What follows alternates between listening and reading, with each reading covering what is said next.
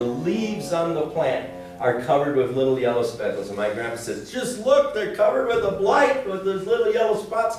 And I've sprayed them with everything and they still have those yellow spots. And I said, Grandpa, they're supposed to have those yellow spots. And he said, well, it would have been nice if you'd told me. I spent $20-some worth on spray. But anyway, the little tiny spots are the stars, and the big yellow spots, of course, are the moons.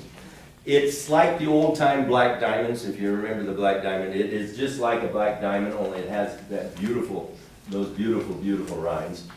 And, you know, the black diamond is one. It's getting hard to find. Why? Because people didn't like the black diamond because, well, there were sweeter melons. Well, not anymore. We have a generation today that doesn't know what a watermelon tastes like. Why? Because they go down to Hy-Vee and what do they buy? These seedless watermelons that to me taste like a cucumber.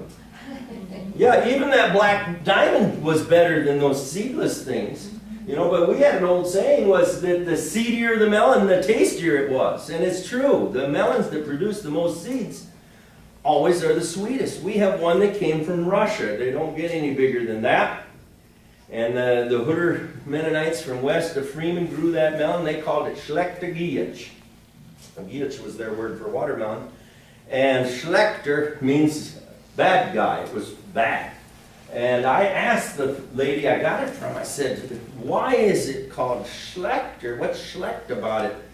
And she says, well, I think the seed came from somebody by the name of Schlechter, she said. And her husband said, no, he said, it's Schlecht because there's so many seeds. He said, you don't have to worry about getting your seed back. He said, you'll have a pint of seeds from one watermelon. And it is almost that bad. It is so seedy.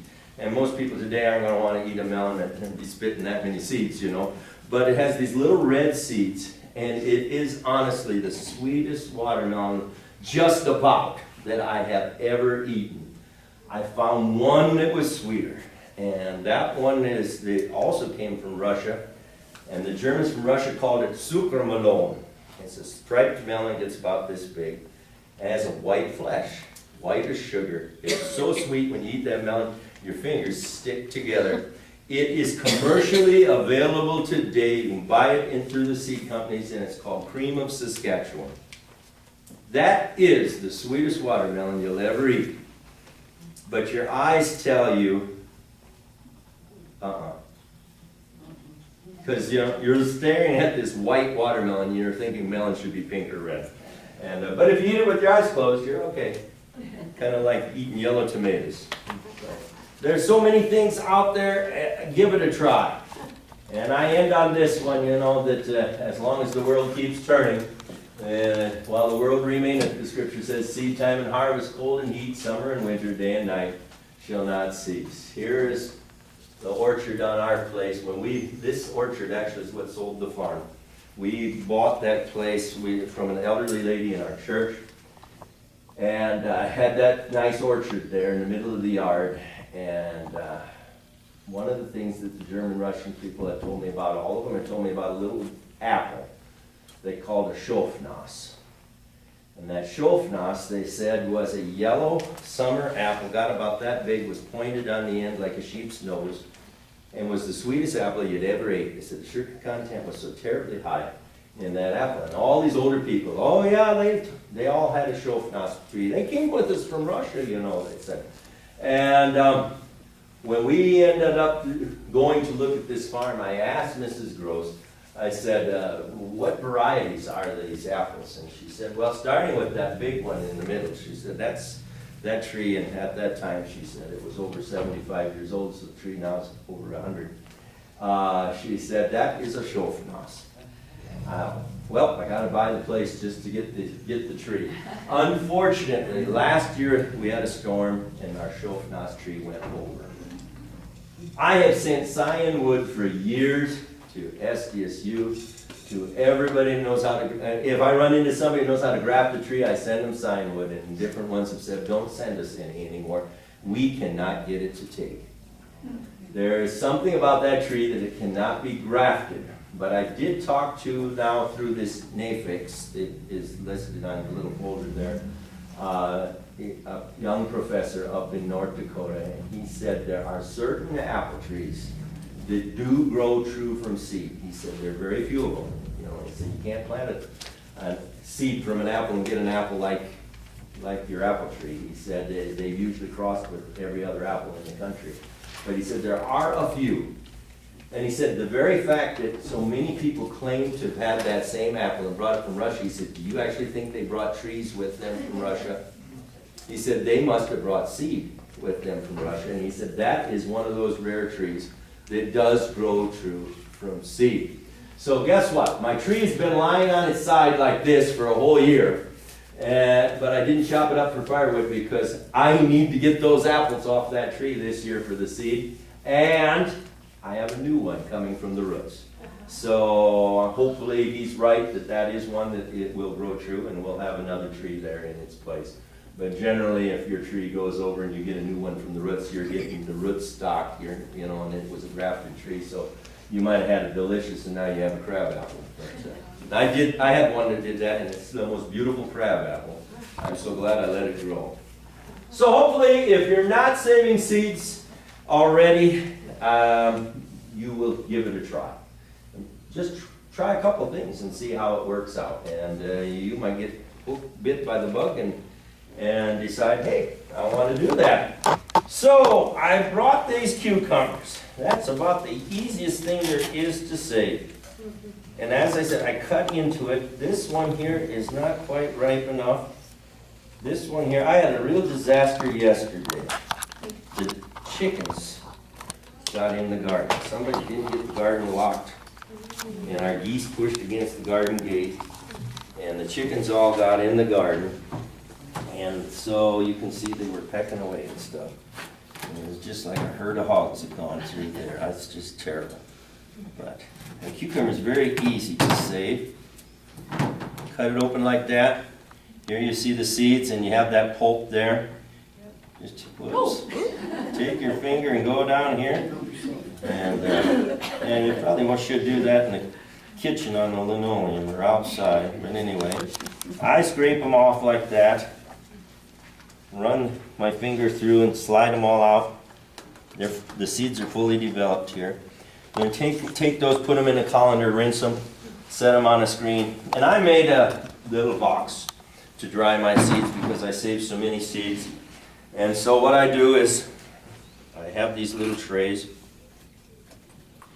and I just save the seeds on a tray, and then I put a little label on each screen so I know what variety I'm saving if I'm having, you know, but then I can set these here. And I made it out of screen, so my wife doesn't like me doing this in the house because it brings fruit flies. You know, they'll be all over here. And so I take it out in the summer kitchen or out in the garage or something. But it's screened so the mice can't get in. Because I'll tell you, every mouse in the county can smell that seed.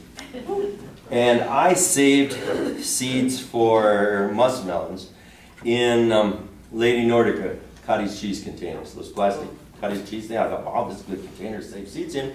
Saved them in and kept them out in the summer kitchen. Came in the spring, I had no seed. The mice had chewed a hole right through the plastic and gotten in and eaten up all their seeds. They knew that seed was there. Interestingly enough, I had saved some of that Indian corn, that sacred white corn. I had some ears of that I had just picked the ears, and I had them in a gunny sack there in the summer kitchen. And I happened to have a few ears of regular field corn there that I picked up off the ground, and I had those in the summer kitchen. I was going to shell that off and give to the ducks and geese and forgot about it. When I came in the spring, the mice had eaten all of that white corn, that open pollinated corn. They hadn't touched the hybrid corn. Now the mouse knows something that we don't know, doesn't he? And so I found that extremely interesting. I thought, why didn't they eat that hybrid corn? They knew that there was more nutrition, you know, that white corn was better. And make sure you keep your stuff where the rodents can't get at it. questions? I've bored you to death. If people want to make their own screen, Dan, what would be a good way to do that? This? Well, these are just furring strips from Menards. And to make the screens, actually, I just ran that through the table saw to get them thinner. But if you don't have a table saw, you can go to the lumber yard and ask them to cut them down, or you can use buy screen stock or lath. And this is just a plastic screen. I used to have another one that was made out of metal, but the screens started getting so terrible rusty, and so I bought this. It's called Pet Screen at Menards. You know, it's a heavy plastic, and then you can wash it. And the little door here, I don't know what to tell you. I found that, and so I built the box to match the door, because I thought, wow, that's such a dandy door. So if anybody wants this is called a Russian pickling cucumber. They grow in clusters of 3 to 5. So when you go to pick them, you'll have clusters of all cucumbers all the same size in these little clusters. It's the craziest thing you've ever seen. And it loves to climb a fence. So if you don't have a lot of room, plant it next to the fence. It loves to climb. And but it is just the nicest pickling cucumber.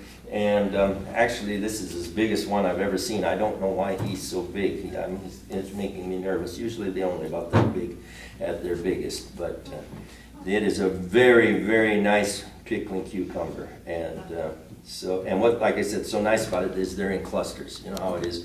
You go look for a cucumber and find one, and then I'll find another one over here. No, wherever you pick these, there'll always be several right at that one spot. But this year, it took them a long time before they started to produce. And I hadn't seen a bee. You know, the bees, nobody's keeping bees close to me, and I don't have hives anymore. And finally, I noticed that those little white moths that come and lay their eggs and destroy your cabbages, they were pollinating my cucumbers. And then we finally got cucumbers. And yesterday, when I was out there getting the chickens out, I noticed now we have bumblebees. I don't know where they came from, but I haven't seen a honeybee on our place all summer. So, no bees in the neighborhood. You know, a bee's not going to go more than 2 miles from his home anyway, so that must not be any bees close enough to us. So, it would probably work to have several varieties close together this year without the bees. But those little moths, they did a good job of pollinating the cucumbers once they found them. But I suppose they found them after I ended up having to powder my cabbages to save them, and now I'm wondering, do I want to eat the cabbage after I've powdered them that much? So if anybody has an idea of how to raise cabbage without using 7, please let me know. I would love to know what you can do there. So. Hairnet. A hairnet? You know, at a packing house, they give you the fine screened hairnets. Yeah. How does that work? Will they stretch big enough to cover the heads? Big as your head. Well, my cabbages are bigger than my head, but anyway. If you know somebody who works at the packing house or whatever, they got a real fine, not like a crocheted stuff, but screen type. Beard nets and things like that. That'd be something to try if you want to try that experiment. Yeah, at least keep them off the heads. It would still, the outer leaves would get eaten up and full of eggs, but because they're all over the place. I mean, they're just terrible. The other question, go ahead. It's okay to store your seeds in glass. I was always told you had to store it in paper or something that would breathe. If you know it's dry, you can save it in glass. Okay. But yeah, if you're not sure that it's dry, then you put it in something that breathes, then at least it isn't going to mold on you. I had that happen one time with some tomato seeds, and I thought it was dry, and put them in the baby food jar, and they weren't dry, and I came back in a few days, and it was moldy. So would it be? And if I'd have poked some holes in that lid, I'd have been all right. So actually, I do that with most stuff. I poke holes in the lids. So. Thank you. Well, we have our garden at the west city limits. Mm-hmm. Can you save any of that seed because you got all that cross-pollination? Well, the only thing you would be pollinating with probably would be, if you had if you had sweet corn, it would pollinate with other people's corn. But other than that, It should be okay. you should be okay, because that's the only pollen that you're going to be getting that could mess yours up. And it's even like well, that's one of the beauty of this corn that we planted here last year, this white corn. I asked the fella that. I said, everybody in the country's corn is GMO. And there is, if you think you got non-GMO corn, it's impossible. Because if you're in the corn belt, your corn is crossed. Even the organic people have to worry about that.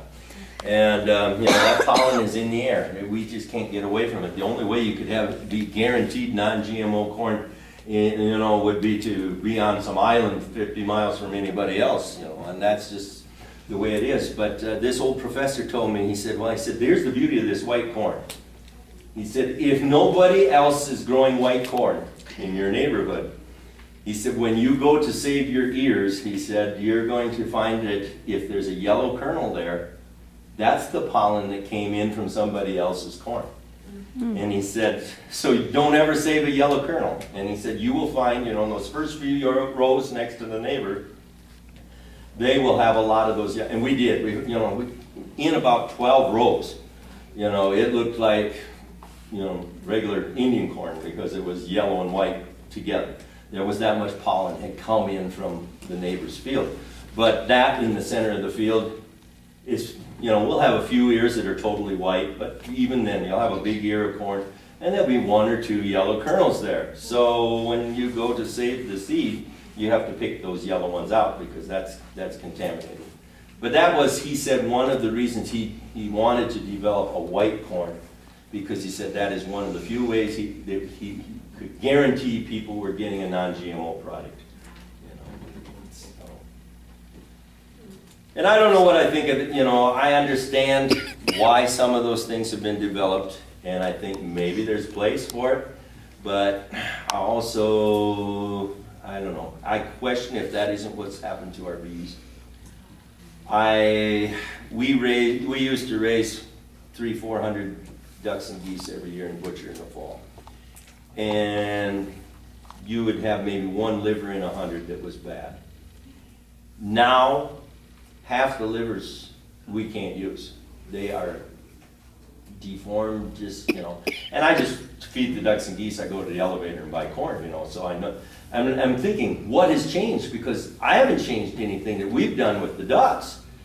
Only thing I can think has changed is the feed that they're eating. And I was visiting with a couple of fellas that own locker plants. And I asked them, they said, we've seen the same thing in the cattle and in the hogs, that there are so many livers anymore that are not fit to be used. And we never used to see that. So I don't know what's causing it. I suspicion that might be, I can't prove it. I'm not a scientist, but I'm trying to think what is different today than was 20 years ago. And the other one is, I really don't think anybody had any business creating Roundup Ready alfalfa. Alfalfa is a perennial. You want a perennial that nothing's going to be able to kill. I just don't. And I have a good friend who, I used to teach country school out in Meade County. I have a friend whose family has been in the alfalfa seed business for 28 years out there. And, bees will travel 2 miles from their hive. The next year, that circle's going to grow and grow and grow. So say somebody even 50 miles away has Roundup Ready alfalfa, eventually that's going to get to his fields.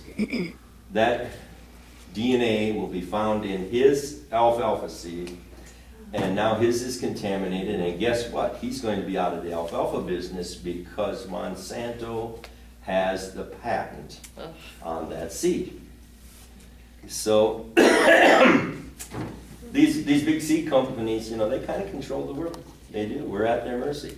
And so all the more reason for you to save your own seeds, really. Because, who knows? We might wake up next spring and won't be able to get seeds.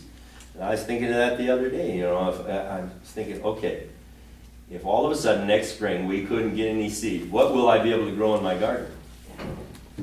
Most people wouldn't be growing anything because you're waiting for next year to go buy the seed.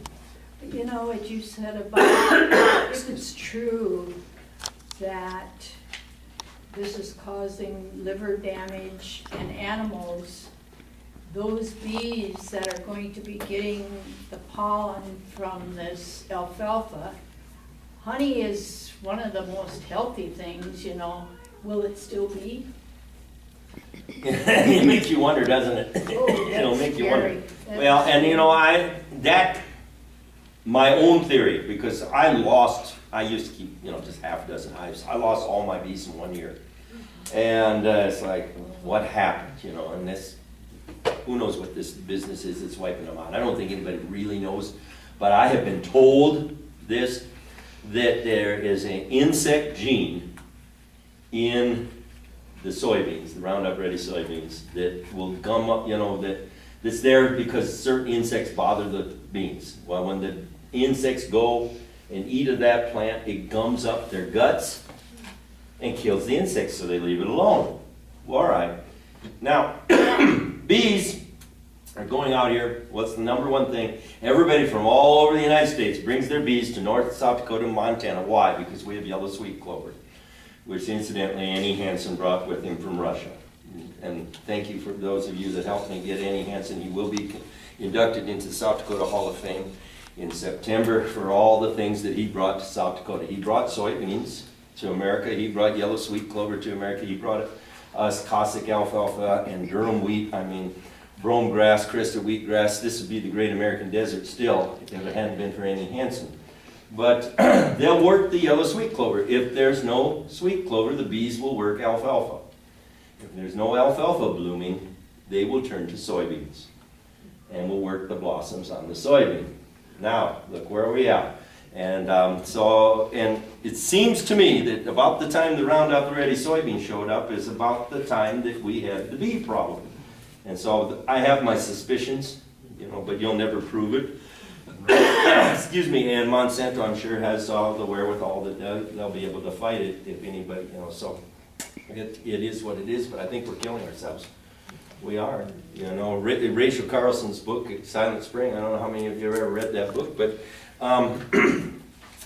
it's almost prophetic. It was, you know, it's just of what's happening today.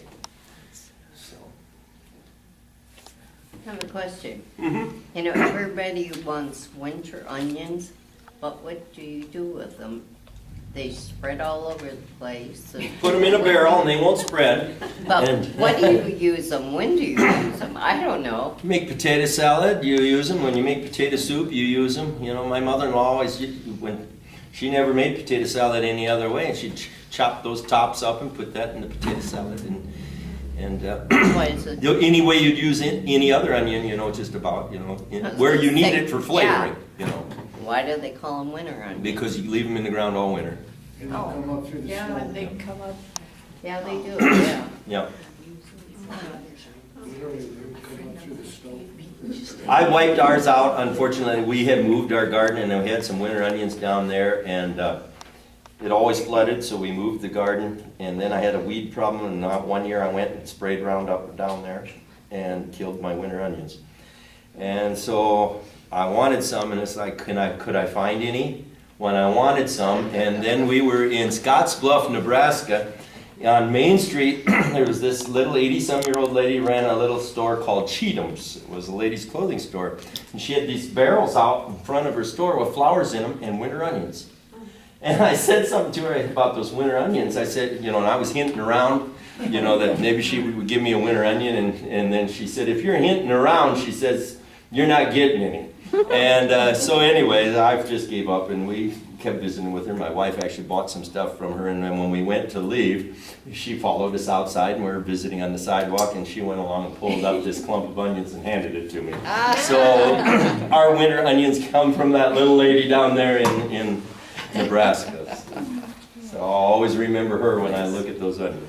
So, yeah, ours have spread all over since then. I was gonna say, if you want some more seeds, let me know. What I'm looking for is the white ones. I used to have the white ones. These are the yellow ones. You wouldn't know anybody has the white winter onions that they called the potato onion. That the bulb is actually white, not yellow. The one I got's got purple like that. Yeah, that's the thing. What they call the walking onion. Or, yeah. And they got a bulb, and then they got another bulb. And then that and then bulb another will, bulb. yeah. Yeah, and they actually call those walking onions because they walk. You know, that bulb falls over 3 feet away from the onion. Any other questions? You mentioned peach trees earlier. Mm-hmm. Would a peach pit, are peach pits true to their parent tree? Always, always. The thing about peaches, though, that the seed has to be frozen in order. So plant the pit in the fall and let the ground freeze. Because we had a peach tree with wonderful peaches on it, and we tried planting some pits this spring, and they didn't come up. But if you plant them this fall, Yep, plant them in the fall. One year my wife got a bunch of Colorado peaches, and they were really nice peaches, and we saved, my son saved all the pits when she went to can, and he put them in a nylon sock and buried them out in the flower garden. And in the spring he remembered he put them out there, so he ran out there and pulled up that sock, and these little sprouts were coming out of the pits, and so we planted them in a couple of dish pans. And we ended up with, in just a few weeks, we had umpteen little peach trees about this high. So he took them to church for people, and that's where Nancy Bowder got her peach trees on the farm, had come out of those pits from those Colorado peaches, and you know, they do really well here. I was amazed, you know, because I thought, well, Colorado's warmer than here, but so far they've done excellent here. They're just really nice. because I had kept the pits from last year in the freezer all winter. Okay. But we didn't get anything to. Yeah, well, no, go put them in the ground now in October, you know, and see what you can't do with it then, you know. And, you know, that's another thing to do, you know, like your garlic, you plant that in the fall. You never get out early enough in the spring to get that in the ground to do justice to it. So plant it in the fall, plant it, you know, around Halloween.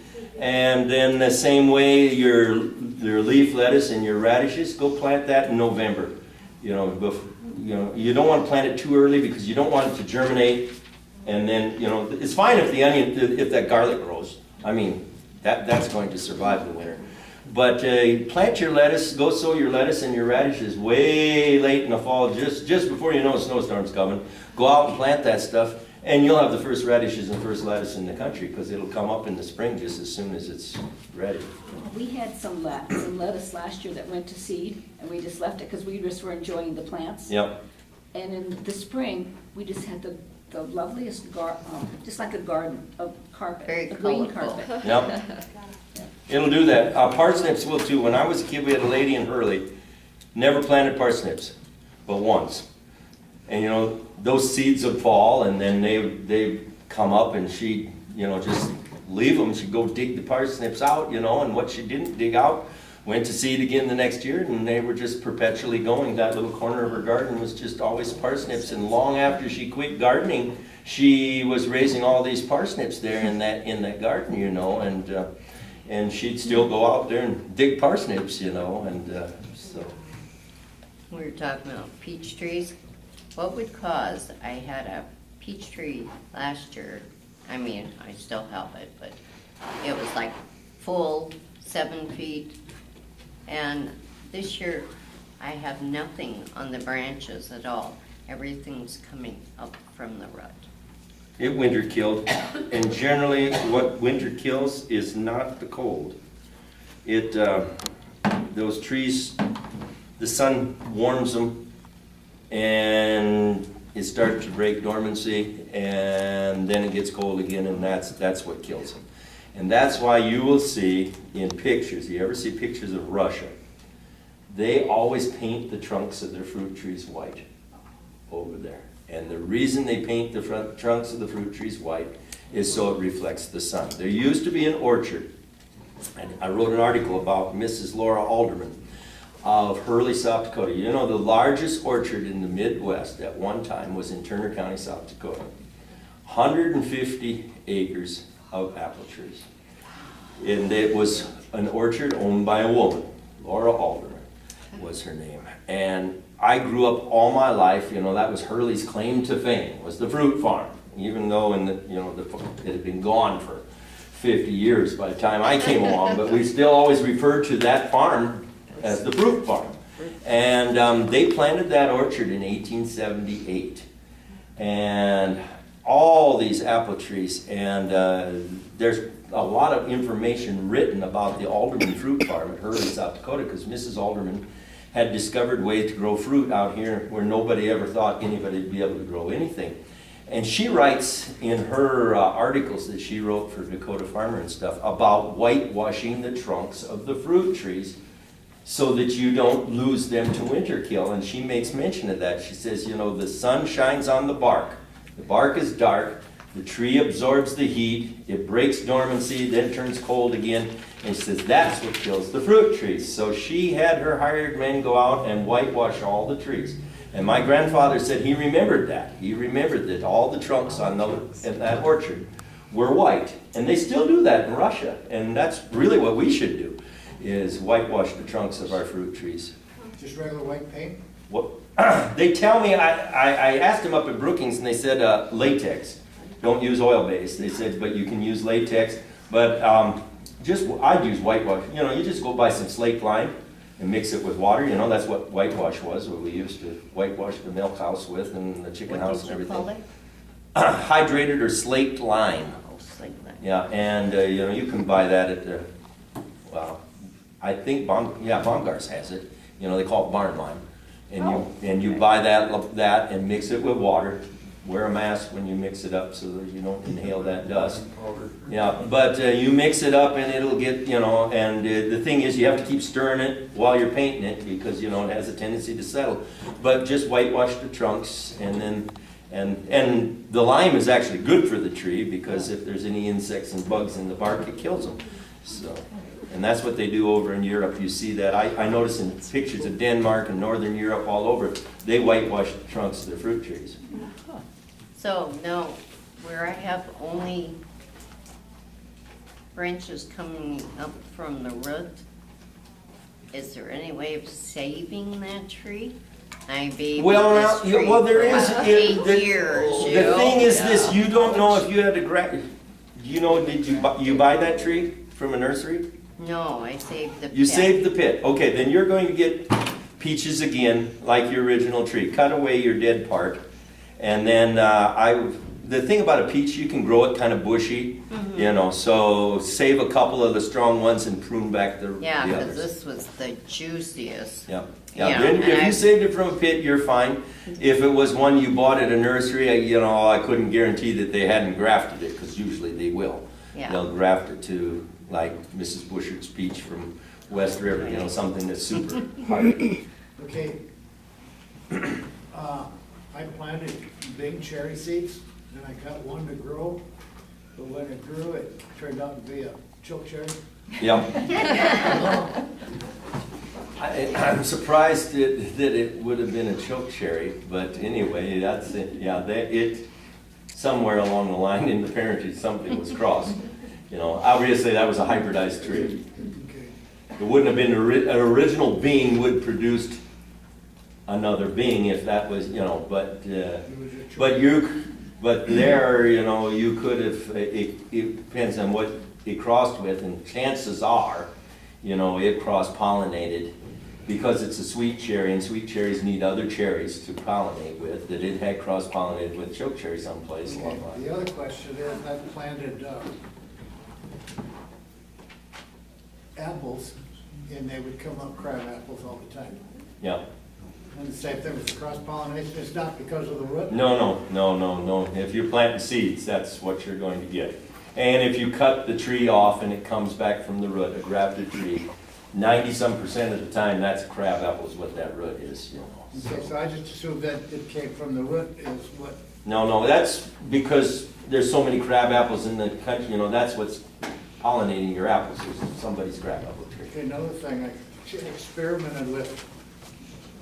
Costco always has these rotisserie chickens, and I took and washed the container out, and I planted globe grape seeds in it, and I got a couple of them to grow. But I've got one that's growing, and they said, a friend of mine that lives out west of town here that's got that orchard, he said it's a male grape. I never heard of that. There will be a male and there will be a female. Grapes are the easiest thing for you to start. You know somebody has a good grapevine. Just bring the vine down to the ground, throw some dirt on it, and it's going to root there. And so, if you can't do that, go early in the spring, late February, early in March, if somebody has a grapevine that you like, and go and have them prune off a chunk of their grapevine for you while it's still dormant. And you want 4 buds on that vine. And mix up a nice pot about yay big of dirt, and make sure the buds are pointing upwards the way they should grow. Stick that vine in the dirt, 2 buds below the soil and 2 buds above.